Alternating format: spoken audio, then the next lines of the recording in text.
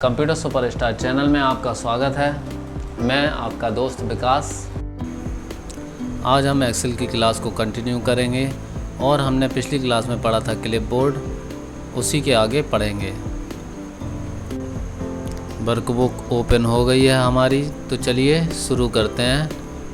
पिछली क्लास में हमने अलाइनमेंट ग्रुप पढ़ा था, आज पढ़ेंगे style group. Style group home tab से जाकर स्टाइल ग्रुप में जाएंगे। ये देखिए स्टाइल ग्रुप है। तो रैंडमली कुछ नंबर ले लेते हैं। आपको बता दें कि रैंडम नंबर के लिए आप इक्वल टू दबाएं और रैंड बिटवीन डालें।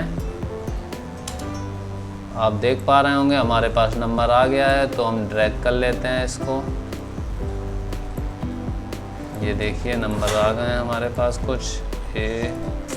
इसको बना लेते हैं वैल्यू। आपने अगर वैल्यू बनाना नहीं आता तो आप हमारी पुरानी वीडियो देख सकते हैं, जिसमें मैंने आपको वैल्यू बनाना बताया है। ये हमारा डाटा हो रहा है तैयार। ये देखिए, ये मार्च, जनवरी, दिसंबर तक ले लेते हैं और इसको डाटा को कर देते हैं फिनिश। तो ये हमारा डाटा तैयार हो गया। शुरू करते हैं अब। ये देखिए आप, ये डाटा ले लेता हूँ मैं। ये तो हेडिंग हो गई हमारी, और ये डाटा ले लेते हैं। इसको सही से अरेंज कर लेते हैं। तो हमने इस पे बॉर्डर डाल लेते हैं, थोड़ा अच्छा लगने लगेगा।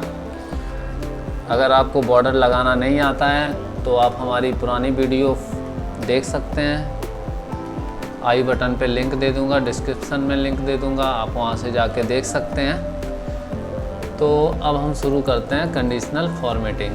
ये देखिए, ये डाटा सिलेक्ट कर लेंगे अपना, जिस डाटा पे हमको काम करना है। और आप देखेंगे सबसे पहला ऑप्शन आ रहा है हाईलाइट सेल रूल। तो इस पर क्लिक करते हैं। यहाँ पे आ जाते हैं ग्रेटर देन। तो ग्रेटर देन करते हैं। इसका रूल ये है, हम आपको समझा देते हैं पहले, कि हमें वो डाटा चुनना है जिससे ऊपर, जैसे हमने 1 से 100 तक की गिनती ली और हमें 10 से ऊपर का डाटा, 10 से 100 तक का डाटा हाईलाइट करना है, बाकी 1 से 10 तक का डाटा नहीं। तो हम यही नंबर ले लेंगे जिस डाटा के ऊपर, मतलब ग्रेटर देन, उससे बड़े डाटा को हमें हाईलाइट कराना है। जैसे हमने 30,000 ले लिया, ठीक है। तो 30,000 के ऊपर जो डाटा है वो हाईलाइट हो गया। अच्छा, हम डाटा को थोड़ा इजी करते हैं। ये डाटा बहुत ज़्यादा बड़ा है तो आपको समझने में थोड़ी कठिनाई हो रही होगी। तो हम फिर से डाटा जनरेट करते हैं रैंड बिटवीन से। तो रैंड बिटवीन 1,100। अब डाटा इजी हो जाएगा। आप देखेंगे कि डाटा बहुत ही इजी है और आपको समझने में बिल्कुल भी परेशानी नहीं होगी। ये देखिए, डाटा को कर लेते हैं वैल्यू। ये वैल्यू हो गया। अब आप देखेंगे conditional formatting, highlight cell rule और ग्रेटर देन में जाके अब हम क्या करेंगे, 10 से जो भी ऊपर डाटा है वो हमारा हाईलाइट हो जाए। देख पा रहे हैं आप, 10 हमारा 1 रह गया, 8 रह गया, 6 रह गया, 10 रह गया, और 10 से जो भी ऊपर थे वो हाईलाइट हो गए। अब हम देखते हैं, फिर से इसको करते हैं बैक और डाटा को करते हैं सिलेक्ट। चलते हैं हाईलाइट सेल रूल में। अब लेस देन डाटा आ रहा है तो लेस देन डाटा पर क्लिक करते हैं। ये देखिए, अब हम क्या करते हैं, वही रूल अपना, 10 से कम वाले अक्षरों को हाईलाइट कर दीजिए। तो देखिए कंप्यूटर जी ने कर दिया, 10 से कम वाले अक्षरों को हाईलाइट कर दिया। 1, 6, 8, है ना। तो है ना आसान, आपको समझ आ गया होगा। आप देखते हैं फिर से बैक करके। अब बिटवीन ले लेते हैं। बिटवीन में क्या है, बिटवीन दो वैल्यू के बीच की जो वैल्यू आएगी उससे हाईलाइट करेगा। तो चलिए करके देखते हैं। ये देखिए आप, 2 वैल्यू ले ली और हाईलाइट हो गया। ये देखिए आप। तो चलिए डाटा फिर से सिलेक्ट करते हैं, इसको बैक करते हैं और फिर से कंडीशनल फॉर्मेटिंग में जाते हैं। अब हम लेंगे इक्वल ले लेते हैं, जैसे कि हमें 10 को हाईलाइट कराना है। मान लीजिए 10 तो है नहीं, 21 को हाईलाइट कराना है। तो 21 को हाईलाइट कराना है तो देखिए आप 21 हाईलाइट हो गया। ये छोटा डाटा है, आपको लग रहा होगा कि इस छोटे डाटा में हम तो आसानी से ढूंढ लेंगे। सोचिए आपके पास बिग डाटा है, बड़ा डाटा है, उसमें आपको ढूंढने में तकलीफ़ होगी, परेशानी होगी। कब तक ढूंढते रहेंगे आप ऐसे धीरे धीरे करके। तो कंडीशनल फॉर्मेटिंग लगा के हमें डाटा को आसान बना लेते हैं कि क्या चीज़ हमको हाईलाइट करानी है और क्या नहीं। अपनी ज़रूरत के हिसाब से डाटा को हाईलाइट कर सकते हैं। हम फिर से बैक जाते हैं, इसको बैक करते हैं। अब हमको जैसे हमारी कोई बॉस ने डाटा दिया है और उसमें बताना है कौन सा एम्प्लॉय टॉप 10 है, तो हम टॉप 10 एम्प्लॉय चुन लेंगे। ये देखिए अप्रैल महीने में A3 एम्प्लॉय ने 92% काम किया, हाईएस्ट काम है इसका, देखिए। और इस A2 ने कोई अच्छा काम नहीं किया, हाईएस्ट नहीं किया, और ये लोग टॉप 10 में आते हैं। ये देखिए A8 तो 3 बार टॉप 10 में आ रहा है, देखिए आप। इसका मतलब A8 हमारा बहुत अच्छा काम कर रहा है। ये देखिए A9 भी हमारा 2 बार टॉप 10 में आया है, तो ये भी बहुत अच्छा काम कर रहा है। तो इस तरह से कंडीशनल फॉर्मेटिंग का यूज करते हैं हम। जैसे और एग्जांपल ले लेते हैं। ये देखिए अगर हमको कलर से करना है, जैसे कि हमारा एक नंबर डार्क हो रेड में और जितना कम होता जाए, जैसे 100 है तो 100 ग्रीन में होता जाए, पीछे चलता जाए, और बीच के नंबर येलो में आए। इस तरह से हम अगर यूज करेंगे तो इस तरह से हमारा डाटा आ जाएगा। जैसे एक देख लीजिए, एक है डार्क रेड में और धीरे धीरे 100 देखिए ग्रीन में आ गया, 96 उससे कम है। इस तरह से हमारा कंडीशनल चाहिए, कंडीशन बनती है तो हम इस तरह से चेंज कर सकते हैं। आप अपने हिसाब से चुन सकते हैं। इसमें बहुत सारी कंडीशन बनी हुई हैं। अगर आपको अपना रूल बनाना है तो आप यहाँ जाके आप कलर दे सकते हैं यहाँ पे।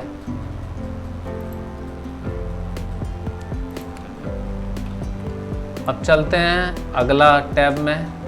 ये हमारा फॉर्मेट एज टेबल है, इसको देखते हैं। इसको पूरा टेबल को सिलेक्ट करेंगे और फॉर्मेट एज टेबल पे क्लिक करेंगे। अब हमको इसमें से कौन सी चाहिए, चलिए पहली वाली ले लेते हैं। तो हमारे पास ये विंडो ओपन होगी, क्रिएट टेबल।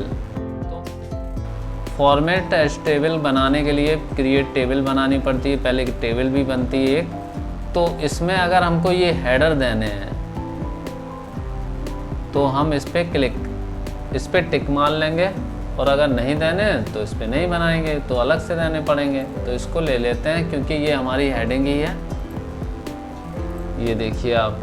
अब हम क्या करेंगे, इसमें टेबल का नाम भी दे सकते हैं, लेकिन ये डिज़ाइन टेबल डिज़ाइन का चैप्टर है, आगे पढ़ेंगे। हम चलते हैं वापस अपने सीट पे, अपने टैब पर, स्टाइल टैब पर, और आप देखिए हमारी टेबल बनके तैयार है।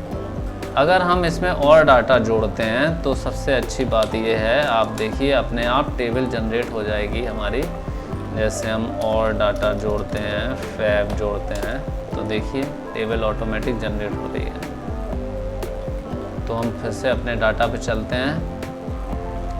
इसमें हम अपना कलर और डिज़ाइन चेंज कर सकते हैं बहुत ही आसानी से, आप देख सकते हैं। अगर हमें अपने नए रूल बनाने हैं तो हम वो भी कर सकते हैं।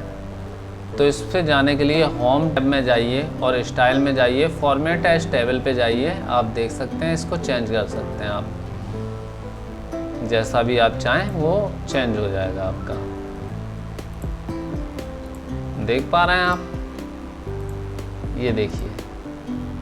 अब हम चलते हैं वापस। इसमें भी हम क्या कर सकते हैं, कंडीशनल फॉर्मेटिंग लगा सकते हैं। जैसे हमने टेबल बना ली, उसके बाद हमें लगा कि हमें कुछ हाईलाइट करना है, तो हम फिर से जाएंगे कंडीशनल फॉर्मेटिंग में और यहाँ जाके ग्रेटर देन में ये लगा देंगे फॉर्मूला।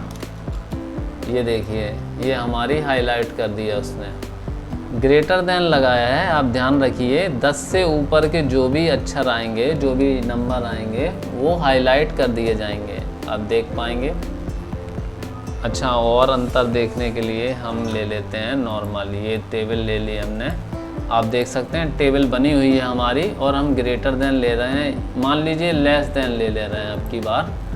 तो अगर हम रूल लगा दें कि 25 से कम के जो भी नंबर हैं हमारे वो हाईलाइट कर दिए जाएं, आप देखेंगे हाईलाइट हो गए हैं। कंप्यूटर जी ने हमारा सारा डाटा हाईलाइट कर दिया है जो भी 25 से कम नंबर था। देखिए हो गया ना। अब चलते हैं बैक। अगर हमको और भी कोई रूल लगाने हैं तो वो भी लगा सकते हैं। ये देखिए सीट बनी है, बनी रहेगी, बार चार्ट बन जाएगा। ये देखिए नंबर हमारा जैसे ही बढ़ता जाएगा उसी हिसाब से ये लाइन हमारी बढ़ती जाएगी। अब देखिए यहाँ 6 है, या मान लीजिए यहाँ 1 है, यहाँ पे कोई लाइन नहीं दिख रही आपको। अगर हम 100 कर दें तो ये चार्ट पूरा हो गया हमारा। ये हम बहुत सारा टारगेट के लिए यूज करते हैं। जब हमारा जैसे ए को टारगेट दिया है तो ए ने 81% अचीव किया जनवरी में, इस तरह से हम फाइंड आउट कर सकते हैं। A7 ने 100% अचीव कर लिया, A5 ने 86%। अब हमको नंबर से, जैसे ये डाटा है तो इससे हम नहीं समझ पाएंगे कि किसने कितना टारगेट अचीव किया है, इसमें हमको बहुत देखना पड़ेगा। लेकिन अगर हम कंडीशनल फॉर्मेटिंग में जाके बार चार्ट को चुन लेते हैं तो इसमें हमें देखना नहीं पड़ेगा। इसमें हमें पता है ये 90% कर लिया, इतना हमारा चार्ट बन गया है। ये 96% किया, ये 86, ये 1% किया, इसका कुछ नहीं बना है चार्ट। तो हमें बहुत आसानी से पता चल जाता है कि किसने कितना अचीव किया है। तो पाई चार्ट हमारा इस कंडीशन में बहुत फ़ायदा देता है। जैसे ये देख लीजिए, अगर हम डार्क कलर ले लेंगे तो और भी आसान होगा, सॉलिड फिल इस तरह से आ जाएगा। तो अलग अलग रूल हैं, आप अपने ज़रूरत के हिसाब से यूज करिए। अब चलते हैं इसमें, इसको हेडिंग को अगर हमको अलग स्टाइल में करनी है, डार्क करनी है, तो ये यूज कर लेंगे इसको। इसमें बहुत सारी कंडीशन दी हुई हैं, आप अपने यूज के अनुसार इसको यूज कर सकते हैं। जैसे कोई चीज़ है, इसका 1% टारगेट हुआ तो हम इसको वार्निंग देंगे, वार्निंग। ये देखिए आप आ गई इस पर, ये भी यूज कर सकते हैं इस तरह भी। तो आज हमने पढ़ा स्टाइल ग्रुप को, आशा करते हैं आपको समझ आया होगा। अगर आपका कोई डाउट है तो आप हमें कमेंट में लिख सकते हैं, हम उसका रिप्लाई ज़रूर देंगे। आप हमें सब्सक्राइब करें और शेयर करें ज़्यादा से ज़्यादा लोगों को, जिससे एक्सेल की नॉलेज उन तक भी पहुंच सके। धन्यवाद, मिलते हैं अगली क्लास में।